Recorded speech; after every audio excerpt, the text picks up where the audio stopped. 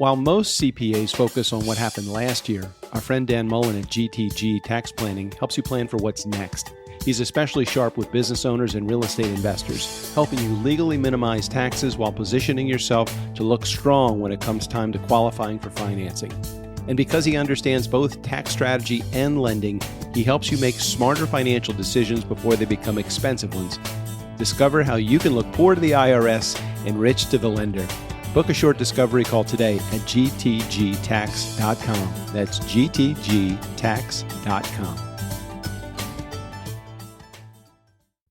Here's what you get with this episode of The Nice Guys on Business. People need to like you and trust you. What I always tell my customers and my vendors is that I'm not going to promise you anything except integrity. I'm going to tell you what's going on. You may like it, you may not, but you're going to know what's going on. And you're always going to know ahead of time. And I'm going to be honest. And my team is going to be the same way too. And that's, there's been times I know I've had to tell people things that they probably were ticked off, but, I was honest. Yeah. That's all I can do. Dear Mr. Vernon, we accept the fact that we had to sacrifice a whole Saturday in detention for whatever it is we did wrong. But we think you're crazy to make us write an essay telling you who we think we are. You see us as you want to see us, in the simplest terms and the most convenient definitions. But what we found out is that each one of us is the nice guys on business. Go from where you are now to where you could be. Get expert tips to grow your business, to be more productive and more efficient, whether you're trying to build influence, grow your community, or make it rain. Best-selling author of Nice Guys Finish First, Doug Sandler, can lead the way. The Nice Guys on Business is produced by Turnkey Podcast Productions. Now, here's your host, Doug Sandler. All right, welcome back, Nice Guy community. Now, if you've ever looked at a product on a store shelf and thought, who the hell comes up with this stuff? Well, today's guest is one of those people. Bill McHenry has spent more than 4 decades turning ideas into products, products into brands, and brands into businesses. From executive leadership roles at companies like Nestle, 3M, and Philips, to building Widgeteer into the fast-growing housewares company, Bill has seen innovation from every angle. Today, we're going to talk about spotting opportunities, launching products people actually want, building a lean business that scales, and what entrepreneurs can learn from a lifetime of creating value. Bill, I'm excited to chat with you for the second time, first time at Sub-Summit stage. Welcome to the Nice Guys on Business podcast. Well, thank you, Doug. I really appreciate that. I hate to hear 4 decades. That sounds like that makes me sound old. Hey, I could say I started when I was 10 or something. We're both in the highlight of our careers right now, Yes, so exactly. Enjoying it. So talk to me about what separates an entrepreneur who successfully launches a product from maybe one who gets stuck in the idea stage or the get ready stage. Well, I think a couple things. One is I think sometimes people try to make things perfect. And there's no such thing as perfection. What it is there's good enough. And as you do the good enough, you keep improving. And that's what I think happens to a lot of people. They really try to make it perfect before they do it.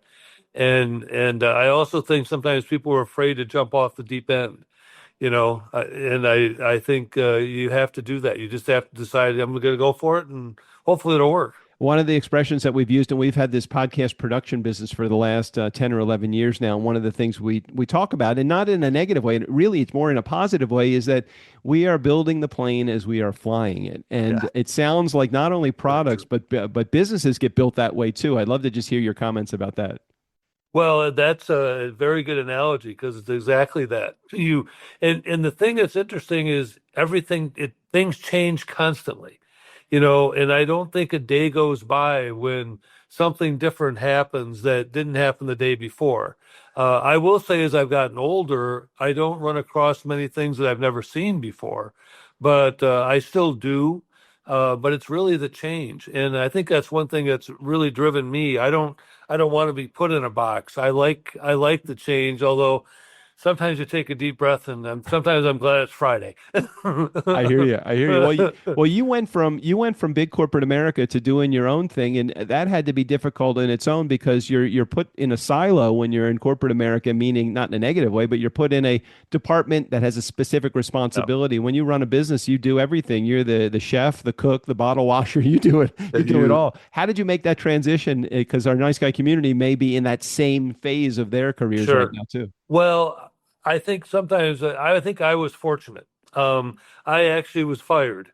I love it. My last corporate job, I was with Brock's Confections, the candy company, and Yeah. I won't get into the good, bad, and ugly because I think my old boss is still around. But let's just say he wasn't doing things that he should have been doing, and I kind of got caught into the whole thing. And I remember they made me an offer to quit. They gave me a 9-month severance and a company car and a computer. And I just called my wife and said, well, I got good news and bad news. And, she wanted the bad news first. And I said, well, this is my last drive home from work. And so I think I was fortunate in that regard. But the good thing is I always knew that I wanted to have my own business. I've never been a follower. I really don't truthfully like rules. I think they're guidelines. And so I wasn't good in corporate America. I had a tendency to tell people what I thought, and sometimes my thoughts were good and sometimes they were bad.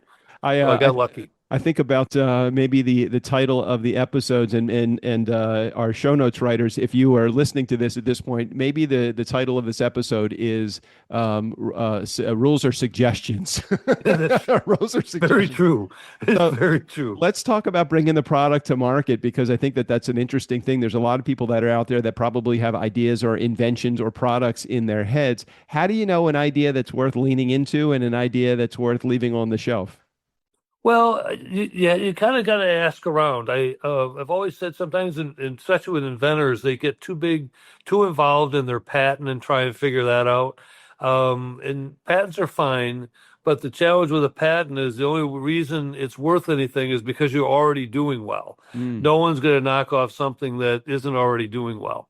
In our case, what we do is we actually show people our products. We don't have invention, but we have a lot of design, and we go around from various customers. We start with our internal team, of course, and then build from there. And we really try to change and develop and design as we're going into it. In fact, we're launching a line of sponges called the Sprinkle Sponges, and they're different in that they have they're shaped like fruits and vegetables, and we're doing a bag and we're doing all this product design and so on. And it's been fun because we're starting from scratch and we're building from there.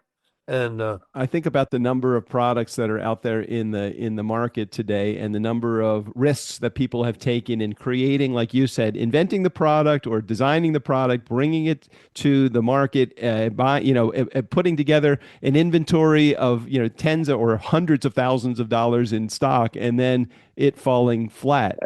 It's got to be challenging. Showing people how to do it or showing people the product ahead of time sometimes is a double-edged sword. You're scared, not you, but one, it might be scared that somebody's going to take the idea. But I love your advice of, hey, look, unless you're already doing well with it, somebody's going to have to do all the legwork anyway. They don't want to do the heavy lifting. So that's right. Talk to me a little bit more about that, about that early phase of product development. That's one of the hardest things, to know how much to buy or how much to make. We have a tendency to run out of stock on things all the time. We had a product that actually went viral on TikTok where we had a 1.4 million views, and I felt I had enough inventory to last me for probably 4 months, and all that inventory was sold in 3 days.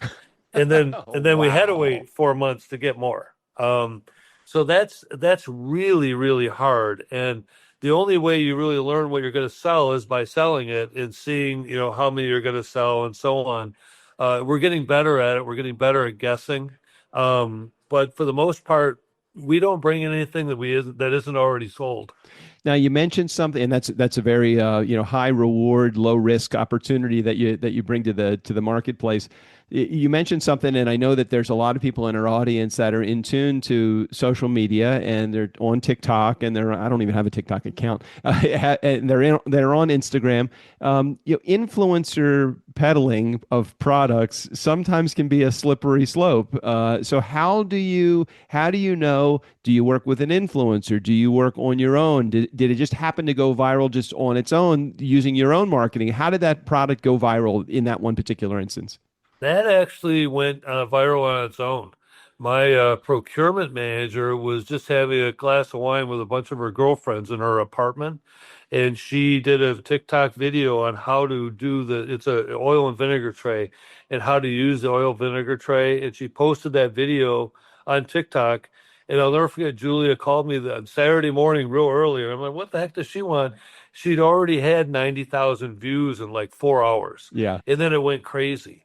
And you're right, the influencers, the challenge with influencers is sometimes they think they're worth more than they are. I hear you. And truthfully, other times they're worth more than they think they are. I mean, it could be the other way too. Right. We don't work with influencers too much. We do some trading, but we're not big enough to spend a lot of money on developing that. That's our challenge. What idea would you have, or what advice would you have for someone that has an idea? They don't have yet a what's it called, a focus group to determine then maybe they're asking friends. Their friends all love the idea, Yeah. but before they go into manufacturing, even consider manufacturing, they haven't tied up any of those loose ends. We'll talk about that in a minute.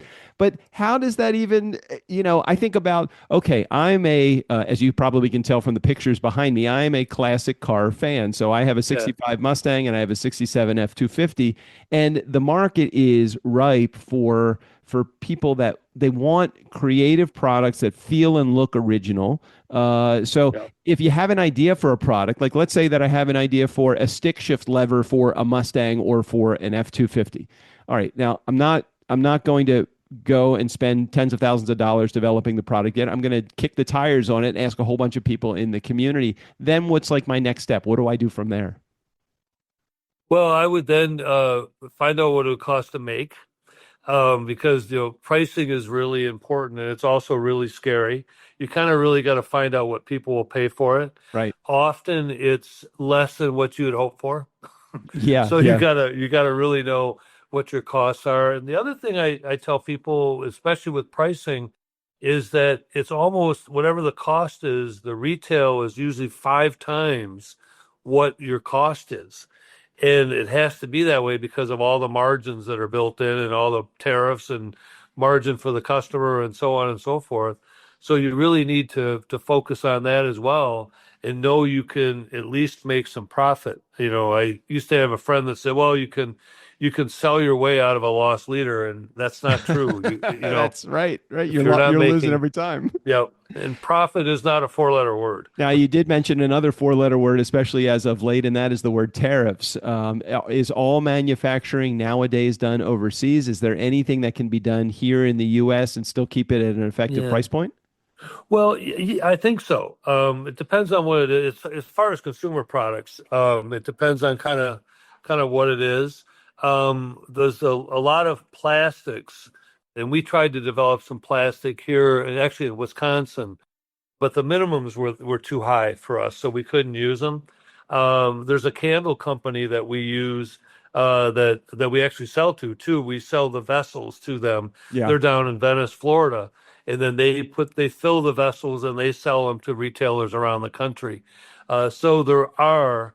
But like our glassware is very, very unique. It's all hand blown in many cases, and you can't manufacture that here in the United States. Right. So we make it in China, and everyone knows that there's just places that you have to manufacture things, and that's glass is one thing we have to manufacture in China. I have a friend who's in the restaurant business, and he's currently building this huge restaurant in Northern California, and he has gotten many ideas from other restaurants that he's walked into, of course, as we all get our inspiration from Sure. from stealing people's ideas, which is that's fine right. because you got your inspiration from somewhere. Yep. And he takes those ideas and he prices it out here, and he'll find, let's say it's a $1,500 for a table, and he'll go over to China and discover that same table he can buy for $800 over there, and Or less. or less, and it's pretty much identical to the one that they did here. Talk to me about just that process, because number one, you're dealing with the variable, this tariff thing. Secondly, you're dealing with shipping, the shipping costs themselves to get Yeah, here, it's huge. manufacturing specifications, minimum quantities. You've got to, in many cases, you have to travel over there for the first Yep. go round because so that process is pretty involved. Should that scare off people, or do you think people should be okay with that? Well, if they're not okay with it, they're not going to be able to do it. You have to Right. be okay True. with it. Right. We just became a real true vendor to Disney. We're not a licensee of Disney. We're a vendor to them, which is something I'm really proud of. We're one of the first vendors they brought on in 5 years. Wow. But what was interesting about them is they look at all our we use two factories for them, and we have to have all sorts of audits done, and every 6 months they have to be audited, and it's a pain in the neck, frankly, and it's probably overkill, but in the United States everything is litigious, and so everyone's kind of covering their butt, if you will. So you have to be careful of that, and the shipping costs are crazy. They're very variable. You never know what they're going to be. Yep. Trying to get the product here, the timing, it really kind of is a pain in the neck. And if I don't like it. You picked the idea, though. You picked the business. But I mean, no one asked me to do this. I decided to do it myself. Right. And I've got a good team, and we know. And the other piece of it is I communicate with my customers and my vendors. And by doing so, I'm trying to be proactive with both. Like I have a vendor right now that we've had some challenges with, truthfully with financing. Mm-hmm. And because of a couple other things going on, and I reached out to him and said, look, I know I'll be honest, expecting a payment, and we can't make it for a couple weeks. And I was ahead of the curve, and I'm sure he didn't care for that email, but he was very proactive, and we're talking about 2028 now. Right. And it's the communication piece, not only with your vendors, but with your customers too. One of the first things I picked up from you when we were chatting at the Sub Summit conference in Kansas City was your approach to support service, customer service. Yeah. You were just a friendly guy, super guy. How important is that in the overall game of running a business, in your opinion? It is probably the most important thing, I think. My mom used to always say, it's not what you know, it's who you know. Mm-hmm. Which I still believe. In fact, I said that to a gal earlier today that's a college student. And the other piece of it is people need to like you and trust you. What I always tell my customers and my vendors is that I'm not going to promise you anything except integrity. I'm going to tell you what's going on. You may like it, you may not, but you're going to know what's going on. Mm-hmm. And you're always going to know ahead of time. And I'm going to be honest. And my team is going to be the same way too. And that's, there's been times I know I've had to tell people things that they probably were ticked off, but, I was honest. Yeah. That's all I can do. That's a good point. Now, you didn't get through all of those decades of building a business and the experience with success every step of the way. Can you share maybe a product launch or something that you did that taught you more from the failure than it did from the success? Well, I'll share the first product we had with Widgeteer. Okay. First of all, I had a partner at that time, and his name was Ron Sargent, and he was the inventor of the porta potty. So I like to brag about him. He actually invented the toilet in boats and RVs in 1959. And then he worked for Walt Disney, helping him develop the mechanisms for the fountains on Disney World. So he was a Musketeer, hence we became Widgeteer. So that's how the name came. But the reason for bringing it up, he had a product that we call Vac-It, or an idea, I should say. And Vac-It removed air from any zip-type freezer bag. And so you put it was called the Fresh Snap. You inserted it into the plastic zip type bag, and you could pump the air out of it with our pump. It worked. The bags didn't, as it turned out. The bags weren't airtight. But anyway, so I went and presented. That wasn't your fault. That wasn't your fault. No, but during the course of things, I remember that we manufactured in Mexico, and I'll never forget the lead guy down there said, Bill, I don't think that Ziploc bags are airtight and these might not work. And of course, I was however old, 40, Right. naive as hell, and I'm like, I kind of ignored it. Now looking back, obviously I shouldn't have. But then I went to CVS and the buyer loved the product. He told me that the only way you'd bring anything in was they had to do $1 million a year at cost. And so I was hearing all these great things. We developed a 4-cavity tool instead of a one because it's cheaper. And on and on and on. I spent a ton of money and we sold $75,000 worth of product. Oh, no. And it totally failed. And, like I say, I learned a lot. I had, I think, about 3 tons of steel in Mexico that I could use as boat anchors. Oh, And that was really it, but I learned, I learned what not to do. I learned what to do because we manufactured. So that's how I kind of view things. You don't really fail, you learn. When you have a challenge like that, if you have to learn from it. And if you don't, then it's just it's a wasted failure. So you might as well figure out what you did. And that's what I tell my team too. Some of them, when they first start, they try to cover up some of their mistakes or whatever. And I'm like, own it, own your failure, because you really need to, and own it and figure out why it didn't work or your idea didn't work or whatever happened didn't work.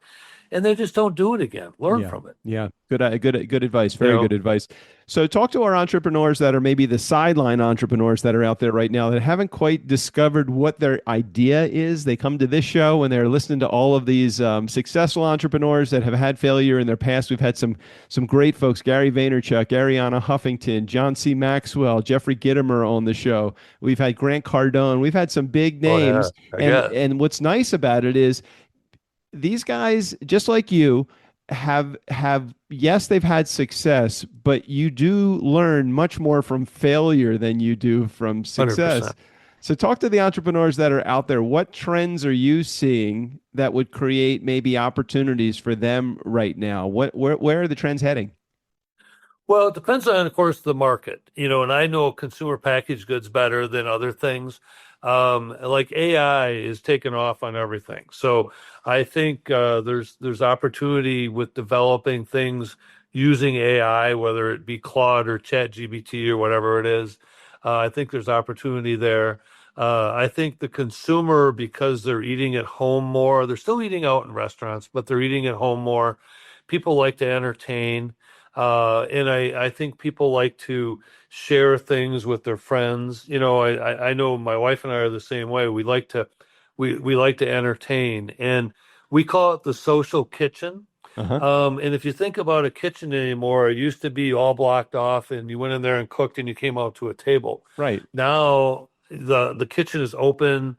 There's a big island. Like I redid our house in Florida and we redid this huge island. Now no one can come on my side of the island. That really bugs me. They have to stay away. Stay on your side. Drink all you want. You can even make comments. Yeah, but it's interesting is people like to put their butts in the high stools around we have a neighbor and they recently, not recently, but they redid their kitchen, and when they redid their kitchen, they put a big island and it got all these stools around the island. People, they don't go to the table, they go to the stools.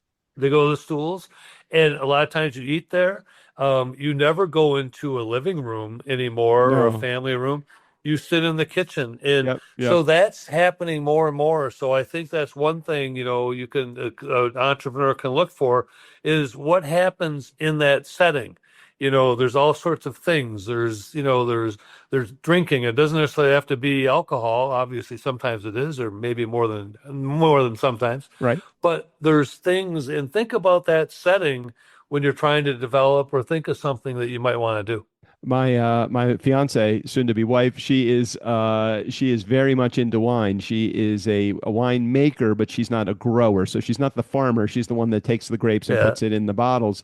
and Okay. she's got some great bottles of wine. And one of the things I know we love glassware. We love all of the wine accessories. I think about my bar accessories that I love. I love my shaker, and so if I came up with a product, I love old fashioned, so I would probably be the guy to create something that would, like, that's the smoker. Have you seen the mini That's cool. glass top smokers that you can get for those old fashions? Yeah. Those are great. I love Yeah. those. So creating a product like that. See, if you get excited, like I hear myself as I'm mentioning Yeah. these things about wine and enjoying a cocktail. That's the stuff I get excited about. That's the kind of thing that you lean into, I'm sure. You don't Yes, chase the dollar, you chase the product, I'm assuming, and the you dollar do. will come. Yeah, it's very true. You have to be excited about it. If you aren't excited, it's too hard. Everything is too hard.